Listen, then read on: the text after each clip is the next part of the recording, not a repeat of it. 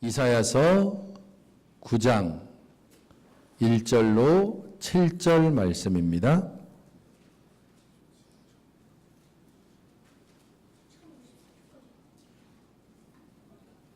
찾으신 줄 알고 제가 봉독해 드리겠습니다.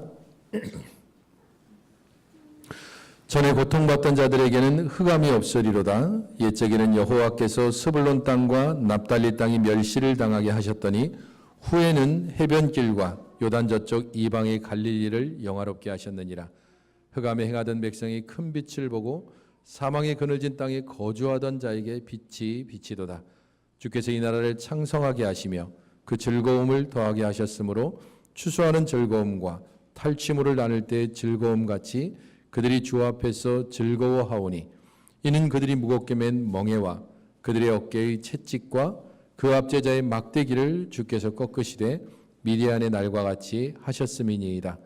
어지러이 싸우는 군인들의 신과 피 묻은 겉옷이 불의 섭같이 살라지리니 이는 한 아기가 우리에게 낳고 한 아들을 우리에게 주신 바 되었는데 그의 어깨에는 정사를 메었고 그의 이름은 기묘자라 모사라 전능하신 하나님이라 영존하시는 아버지라 평강의 왕이라 할 것임이라.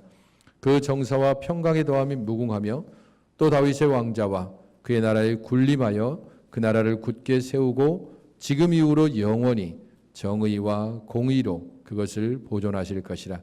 만군의 여호와의 열심히 이를 이루시리라. 아멘.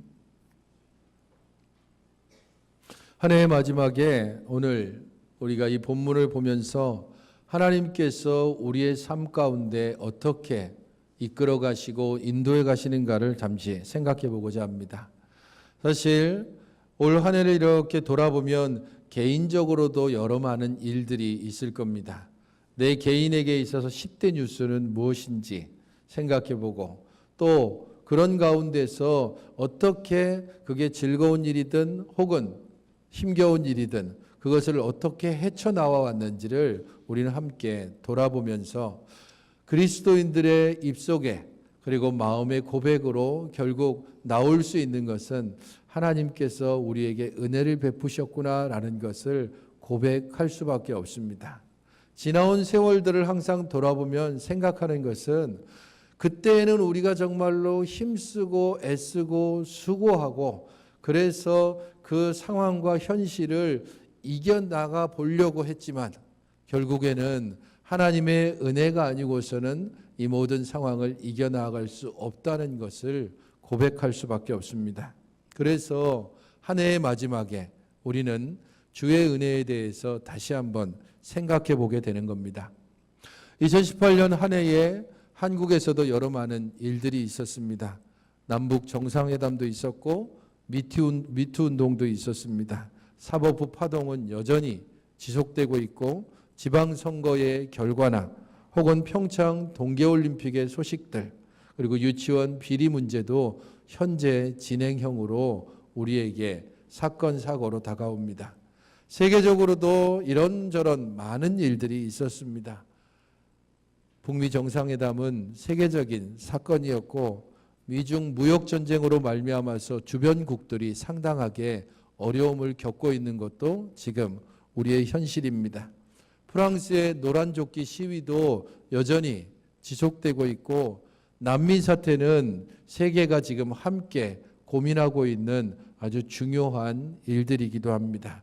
태국의 동굴 소년이 구출됐다는 소식이 그나마 어려운 그리고 어두운 뉴스 가운데서 세상을 밝게 빛냈던 또 좋은 뉴스이기도 합니다. 좋은 것이든 나쁜 것이든 세월이 지나고 그리고 시간이 흘러가면 잊혀지기도 하고 또 그 모든 것들이 그냥 힘겨웠던 상처 정도로만 남고 지나갑니다. 하지만 현실이 여전히 우리 가운데 힘겨움 속에 있을 때 상황이 여전히 우리 가운데 고난과 고통을 주는 그런 상황 가운데 있을 때 그때에도 여전히 주의 은혜를 기억하며 소망을 가질 수 있는가? 이론적으로는 가능한데 현실적으로는 쉽지가 않습니다. 마음으로야 그래 소망을 가져야지. 그래, 좀 더 앞으로 좋은 일이 있을 거야. 그렇게 몇 번 속으로 되뇌어 보지만 현실을 둘러보면 어려움 가운데서 있는 그 가운데 소망을 가진다는 것이 참 쉽지가 않습니다. 그런 면에서 오늘 본문은 우리에게 현실의 어려움 가운데 있는 자들에게 소망의 말씀이 전파되었을 때 그들이 그것을 어떻게 받아들이고 그리고 그것은 어떻게 이루어질 수 있는가 하는 것을 우리에게 보여줍니다. 1절 말씀을 같이 한번 읽어보시기 바랍니다. 1절입니다. 시작. 전에 고통받던 자들에게는 흑암이 없으리로다. 옛적에는 여호와께서 스불론 땅과 납달리 땅이 멸시를 당하게 하셨더니 후에는 해변길과 요단 저쪽 이방의 갈릴리를 영화롭게 하셨느니라. 전에 고통받던 자들이라고 이야기합니다. 하지만 전에 고통받고 있다는 것이 그럼 지금은 고통받고 있지 않다라는 의미가 아니라 전에도 고통받았고 지금도 고통받고 있는 사람들이라는 의미입니다. 지금 이 말씀이 선포될 당시의 역사적인 상황은 이스라엘 그리고 이스라엘이 위치하고 있는 이 팔레스틴 지역, 그 지역이 아수르라고 하는 나라의 지배를 받고 있었습니다. 바벨론도 있고 이집트도 있고 우리가 역사책에서 보는 아시리아 곧 아수르도 있고 여러 나라들이 팔레스틴 지역을 다스리고 정복했지만 그 중에 가장 혹독하고 가장 잔인하게 나라를 다스렸던 그러한 패권국이 있다면 바로 아수르입니다. 아수르가 다스리던 그 시절에 신음하며 고통하고 있던 사람들을 향해서 전에 고통받던 자들이라고 오늘 본문은 이야기하고 있는 것입니다. 자기들이 정복한 나라에 전혀 자비를 베풀지 않는 아수르, 그 아수르에 의해서 고난과 고통받고 있던 땅이 어디인가? 오늘 1절에 나오는 스불론과 납달리 땅, 그리고 해변길과 요단 저쪽 이방입니다. 스불론과 납달리 땅은 북이스라엘의 가장 북쪽에 위치한 지역입니다. 그러니까 아수르가 북쪽에 있기 때문에 남침을 하게 되면 가장 먼저 점령당하는 지역이 바로 스불론과 납달리 땅입니다. 아수르에 의해서 점령당하고 고난당하고 고통당하고 있는 그 땅, 그리고 군사적인 요충지였던 해변길과 요단 저쪽 지역, 그곳에는 왕의 대로라고 하는 큰 길, 흔히 말하는 평화로울 때에는 상인들이 지나가는 땅이 그런 도로지만 전쟁이 있을 때에는 군사들이 지나가는 도로입니다. 그 지역이 위치한 곳에서는 항상 전쟁의 위협이 끊어지지 않았습니다. 그런 곳에 있는 사람들, 그 땅에 있는 사람들은 어떠한 고난 가운데 있는가? 흑암에 행하던 백성이고 사망의 그늘진 땅에 거하는 사람들입니다. 2절이 바로 그 부분들을 말해줍니다. 흑암에 행하던 백성, 사망의 그늘진 땅에 거주하던 자들. 도대체 소망이라고는 찾아볼 수 없는 아수르에 의해서 고통과 고난을 당하고 있던 그때의 사람들, 그 사람들에게 어떤 일들이 일어날 것인가? 영화롭게 되고 큰 빛을 보게 될 것이다 라고 말씀합니다. 이것은 그들에게 있어서는 사실 놀라운 일이기도 하고 한편으로는 거짓말처럼 믿겨지지 않는 일입니다. 얼마나 고난과 고통을 당했는데 이 고난과 고통이 갑작스럽게 사라진다는 것이 있을 수 없는 일이기 때문입니다. 여기 앉아있는 분들 가운데 일제시대를 겪었던 분들이 몇 분 계시죠? 근데 일제시대의 거의 끝부분을 지난 분들입니다. 1910년 우리나라가 일제에 의해서 강제로 합병된 후에 20년, 30년, 40년 그렇게 합방된 후 10년부터 30년을 지내는 세월 동안 많은 이 땅의 사람들이 처음에는 독립을 꿈꾸면서 독립운동과 의병운동을 일으켰습니다. 하지만 식민지 지배가 10년을 지나 20년을 넘어가고 30년을 지날 쯤에는 거의 모든 사람들이 소망을 접었습니다. 이 나라는 더 이상 독립되지 않을 거다. 더 이상 독립을 위해서 내 청춘과 내 재산과 내 생명을 바치는 것은 아무 의미가 없다라고 하면서 수많은 지식인들이 또 수많은 젊은이들이 친일로 혹은 반역의 길로 들어섰습니다. 하지만 그런 가운데서도 끝까지 소망을 붙드는 사람들이 결국에는 조국의 독립과 광복을 보게 되고 지금 우리가 그 소망 가운데서 열매를 나누고 있습니다. 갑작스럽게 찾아오는 영화로움과 빛에 대한 이 약속, 그것을 사람들은 믿지 못하면서 그게 어떻게 이루어지는데, 도대체 그날들이 언제 어떻게 우리에게 이루어질 것인가라고 반문하는 사람들에게 대답해 주는 본문이 3절 말씀입니다. 3절을 같이 읽어보시기 바랍니다. 시작. 주께서 이 나라를 창성하게 하시며 그 즐거움을 더하게 하셨으므로 추수하는 즐거움과 탈취물을 나눌 때의 즐거움 같이 그들이 주 앞에서 즐거워하오니. 어떻게 그게 가능하지요? 라고 묻는 그들에게 주께서 이 나라를 창성하게 하실 것이다 라고 말씀합니다. 주께서 곧 하나님께서 그 일을 이루실 것이다. 어떤 방식으로 이루어지는가? 추수하는 즐거움, 탈취물을 나눌 때의 즐거움처럼 그 날들이 임하게 될 것이다 라고 말합니다. 절망과 좌절에 빠진 사람들에게 야, 좋은 날이 있을 거야. 앞으로 옛 이야기 할 때가 있을 거야 라고 그렇게 이야기하는 것에서 조금 더 나아가서 추수할 때의 즐거움, 그리고 전쟁의 승리에서 전리품을 나누는 그런 즐거움이 있게 될 것이다 라고 말합니다. 하지만 이것 가지고는 그래도 부족합니다. 그냥 말로 던지는 위로처럼 느껴지기 때문입니다. 우리가 지금 이렇게 고통당하는데, 우리가 지금 이렇게 고난당하는데 앞으로 이런 좋은 일이 있을 것이다라는 게 별로 위로가 되지 못하기 때문입니다. 그런 그들에게 다시금 한 번 더 예를 들어서 하나님께서 행하실 놀라운 구원의 역사의 예를 들어서 이야기합니다. 4절입니다. 같이 한번 읽어보시겠습니까? 시작.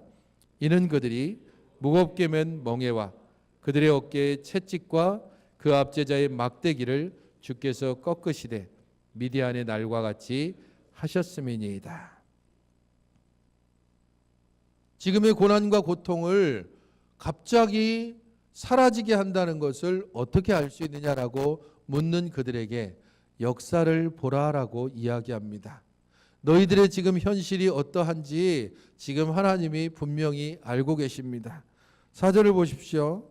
무겁게 맨 멍에, 어깨에 채찍, 압제자의 막대기. 그냥 이 이야기만 들어도 충분히 어깨가 무겁고 힘들 것이라는 것을 짐작할 수 있습니다. 어깨에는 무거운 멍에가 있고 등에는 채찍이 있고 계속되는 몽둥이질이 현실의 무게를 감당하지 못하게 합니다. 그런데 그 모든 것들을 주께서 꺾어버릴 것이다 라고 말씀합니다. 어떻게? 미디안의 날과 같이 할 것이다 라고 말씀합니다. 미디안의 날, 이것이 바로 역사를 통해서 깨닫게 하시는 말씀입니다. 너희들의 역사를 돌아봐라. 현실의 고난과 고통, 그 모든 것들이 갑자기 사라진 날들이 있는데 그게 바로 미디안의 날이다. 그래서 우리를 사사기로까지 이끌어갑니다. 사사 시대에 미디안을 물리쳤던 사사가 있습니다. 우리가 잘 알고 있는 기드온입니다. 300명의 사람을 가지고 아무런 무기도 없이 항아리, 횃불, 나팔, 그것으로 10만이 넘는 미디안의 군대를 물리쳤던 이야기가 사사기 6장과 7장에 기록되어져 있습니다. 이전에 기드온에 대해서 우리가 살펴볼 때 이 부분들을 살펴봤습니다. 그 시대에 이스라엘 백성들이 얼마나 곤란하고 어렵고 힘겨운 상황 가운데 있었는가, 그것을 사사기 6장 1절부터 6절이 기록해 두고 있습니다. 특별히 그 부분에서 두 부분을 보게 되면 이스라엘 자손이 미디안으로 말미암아 산에서 웅덩이와 굴과 산성을 자기들을 위해 만들었다라고 기록해 두고 있습니다. 평지에서 농사를 지으며 그렇게 씨 뿌려 얻은 곡식을 거두어야 될 이스라엘 백성들이 미디안으로 말미암아서 산으로 올라가고 거기에서 웅덩이, 굴, 산성, 그래서 겨우 거주할 만한 그러한 곳에서 떨며 지내는 세월이 미디안의 날이었습니다. 미디안이 그들 가운데 어떻게 행했는가? 이스라엘이 미디안으로 말미암아 궁핍함이 심했다라고 기록하고 있습니다. 미디안은 파종할 때가 되면, 그리고 추수할 때가 되면 떼를 지어서 몰려왔습니다. 이 미디안 족속은 요단강 동쪽에 있는 유목민들입니다. 스스로 농사에서 곡식을 얻는 족속들이 아닙니다. 파종할 때가 되면, 그래서 막 파종하고 싹이 막 나기 시작하면 때로 몰려와서 그 모든 것을 짓밟아 버립니다. 그렇게 지나가고 난 땅에 겨우겨우 다시 씨를 뿌려서 조금의 곡식을 얻을 때가 되면 그 추수 때에 다시 한번 몰려와서 완전히 다 쓸어가 버립니다. 기드온은 그 미디안을 피해서 포도주 틀에서 겨우 곡식 몇 줌을 타작해야 되는 그런 비참한 상황 가운데 놓여 있었던 때가 미디안의 시절입니다. 우리로 치면 일제가 다스리던 그때와 별로 다르지 않습니다. 고난과 궁핍과 고통이 매일의 일상이 되었던 그 시절, 그때에 하나님께서 미디안을 찾아오시고 기드온을 찾아오시고 기드온을 통하여 하나님의 놀라운 구원을 이루셨습니다. 300명의 사람들, 그들을 통하여 하나님의 구원의 역사를 만들었던 그날을 기억하라라고 이야기하시는 겁니다. 사사기 7장 2절을 보면 왜 300명의 사람만을 택했는가 하는 이유를 말해줍니다. 많은 사람이 있으면 너희들이 그 숫자로 이겼다라고 생각할까 봐. 그래서 300명, 도저히 이 300명으로는 10만을 이길 수 없다는 것을 알기 때문에 이 일들은 하나님께서 하신 것이다라는 것을 알게 하기 위해서 300명으로 숫자를 줄였습니다. 그리고 이 300명은 놀라운 구원의 역사를 이루었고, 그로 말미암아 이스라엘은 갑작스럽게 미디안으로부터 해방됐습니다. 모든 전쟁이 끝나고 그들이 평화를 맞이하는 장면이 5절에 나와 있습니다. 어지러이 싸우는 군인들의 신과 피 묻은 겉옷이 불의 섭같이 살라진다라는, 전쟁에 쓰였던 모든 무기들, 전쟁에서 피 묻었던 그 모든 도구들을 완전히 불살라버리고 이제 평화로 들어가는 그날들이 이루어진다. 어떻게 구체적으로 그 일들이 이루어지는가, 그것을 6절과 7절에서 매우 구체적으로 설명을 해줍니다. 읽어보시겠습니까? 시작. 이는 한 아기가 우리에게 낳고 한 아들을 우리에게 주신 바 되었는데 그의 어깨에는 정사를 메었고 그의 이름은 기묘자라 모사라 전능하신 하나님이라 영존하시는 아버지라 평강의 왕이라 할 것임이라. 하나님께서 어떻게 그 일을 이루실 것인가? 한 아기를 통하여, 한 아들을 통하여 그 일을 이루실 것이다 라고 말씀합니다. 특별히 한 아기가 우리에게 낳고라고 이야기하는데 이것은 역사적인 실제를 말합니다. 한 아이가 실제로 우리의 역사 가운데 들어왔다라는 것을 말합니다. 한 아들을 우리에게 주신 바 되었다라고 하는 것은 그것이 우리로 말미암은 것이 아니라 하나님의 특별한 역사를 통해서 우리에게 주어진 것이다라는 것을 말합니다. 하나님의 특별한 구원의 역사를 통하여 한 아들이 우리에게 주신 바 되어 역사 속에서 우리 가운데 들어왔다. 그를 통하여 하나님의 놀라운 구원의 역사가 이루어질 것이다. 그 아이의 어깨에는 정사를 메었다라고 말합니다. 우리의 어깨에 놓여져 있는 현실의 무게, 일상의 고난, 수많은 걱정과 근심거리들, 그 모든 것들을 덜고 그의 어깨에 지워져 있는 그의 나라의 정사, 그의 나라의 왕권, 그것을 가지고 다스릴 것인데 그는 기묘자며 모사입니다. 곧 놀라운 상담자, 영혼의 치유자를 말합니다. 전능하신 하나님, 곧 군사적인 능력을 가지고 모든 전쟁, 그것이 칼과 창이 맞부딪히는 물리적인 전쟁이든 혹은 영혼의 그런 영적인 전쟁이든 그 모든 전쟁을 능히 이기시는 전능하신 하나님입니다.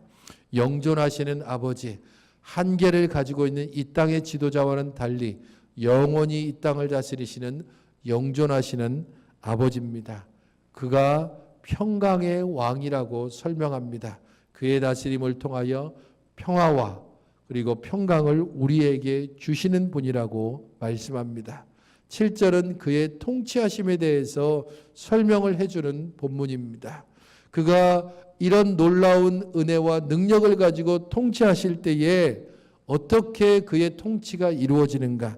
정사와 평강의 더함이 무궁합니다. 그는 영원토록 다스릴 것입니다. 다윗의 왕자와 그의 나라에 군림하여 그 나라가 굳건히 세워질 것입니다. 특별히 정의와 공의로 그 나라를 다스릴 것이다 라고 말씀합니다.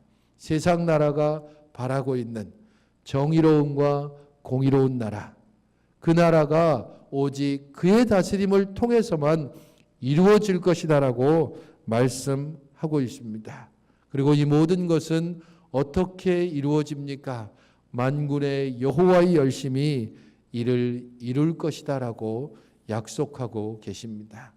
여호와의 열심히 우리를 모든 멍에로부터, 우리의 등을 내려치는 채찍으로부터, 그리고 우리를 심하게 재촉하는 막대기로부터 건지시고 그의 나라의 공평과 정의로 우리로 하여금 참된 평강과 평안을 맛보게 해주실 것이다라고 약속합니다.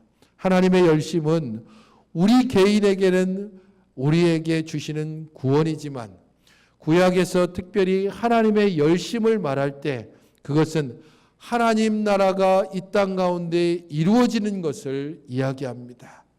하나님의 나라가 이 땅 가운데서 실제적으로 구현되어지고 하나님의 나라가 이 땅 가운데서 온전히 선포되어질 것이다.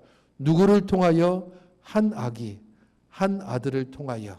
그리고 그것은 구약의 약속으로 그치지 않고 우리에게 실제적으로 성취되었습니다. 언제 이루어졌습니까? 대림절을 기점으로 성탄절에 그것이 우리의 역사 가운데 이루어졌음을 우리는 기억하며 함께 모이는 것입니다. 이 주일인 것이 하나님의 열심이 하나님의 나라를 이 땅 가운데 이루셨다는 것을 우리 스스로 증거하는 것이고 우리 스스로 고백하는 것입니다. 하나님의 열심이 이 땅 가운데 무엇을 만들어냈습니까? 그의 아들을 이 땅에 보내심으로 하나님의 열심을 우리에게 보여주셨습니다. 하나님의 열심이 무엇을 우리에게 이루어 주셨습니까? 그의 아들을 십자가에 달려 돌아가게 하심으로 우리의 모든 죄를 깨끗게 하시는 것을 통하여 하나님의 열심이 우리에게 적용되었습니다. 하나님의 열심이 우리에게 어떤 유익을 줍니까? 그리스도께서 부활하심으로 우리로 하여금 새로운 생명의 역사를 맛보게 하셨습니다. 하나님의 열심이 우리에게 어떻게 이루어졌습니까?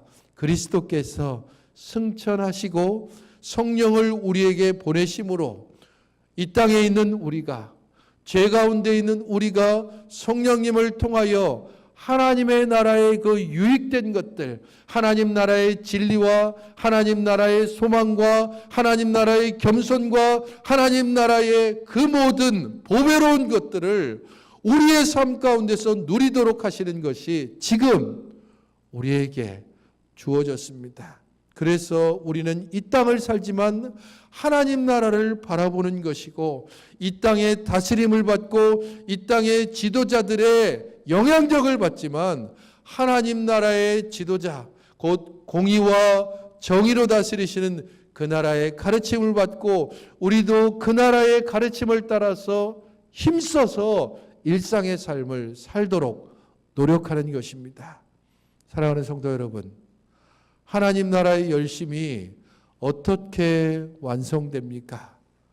주께서 오실 때, 주께서 다시 이 땅에 오실 때 그 하나님 나라의 열심은 완전하게 이루어질 것입니다. 우리의 일상 가운데 수고하고 노력하며 열심을 다하여 2018년을 살아왔을 것입니다. 이루어진 것도 있고 이루지 못한 아쉬운 것들도 있을 것입니다. 그러나 2019년을 우리가 소망하면서 다시 한번 힘을 내어서 주 안에서 소망을 가지고 살아가려고 노력할 것입니다. 그리고 이 모든 노력의 가장 기초에 우리를 향한 하나님의 열심, 그 열심을 통하여 이루신 예수 그리스도의 그 놀라운 구원의 은혜를 기억하면서 하나님의 열심이 나를 이끌고 내가 그 하나님의 열심에 함께 동참하여 나의 말도 나의 삶도 하나님의 구원의 역사를 선포하고 증거하고 자랑하는, 그래서 내 삶을 통하여 내게 어떻게 하나님의 열심이 아름다운 열매로 내 삶을 바꿔놓았는지, 내가 어떻게 이 팍팍한 현실 가운데서도 소망을 이야기할 수 있고 내 어깨에 짓누르는 그 많은 무거운 짐들 가운데서도 내가 어떻게 이웃을 돌아보고 이웃과 함께 나눔의 삶을 살 수 있는지를 그렇게 증거할 수 있는 하나님의 열심이 우리 가운데 타오르고 하나님의 열심이 우리들을 온전히 이끌어가서 내가 발걸음을 딛는 그 모든 것이 하나님의 나라를 선포하는 바로 그 나라, 바로 그 소망이 내 삶을 통해서 경험되어지고 다른 이들에게 선포되어지는 믿음의 삶을, 그리고 소망의 삶을 살아가는 주의 열심을 따라 앞으로의 모든 삶을 기쁨으로 행하시는 우리들 모든 삶이 되어지기를 주의 이름으로 축원합니다. 하나님 아버지, 힘써서 올 한 해를 살아왔습니다. 그러나 우리의 삶으로 되지 못하는 여러 많은 한계와 장벽이 있음을 또한 고백합니다. 그러나 하나님의 열심은 모든 장벽을 뛰어넘고 하나님의 열심은 끝까지 우리들을 이끌어 주의 나라에 이르게 하실 것을 소망하며 다시 한번 하나님 나라의 열심을 우리가 함께 품고 나아가기를 원합니다. 주께서 우리에게 말씀하시고 주께서 우리에게 행하신 것처럼 우리 주의 은혜 가운데 온전히 행하여 우리의 삶을 통해 하나님의 열심을 경험하고 하나님의 열심을 선포하는 증거자의 삶을 살게 하여 주시옵소서. 예수님의 이름으로 기도하옵나이다. 아멘.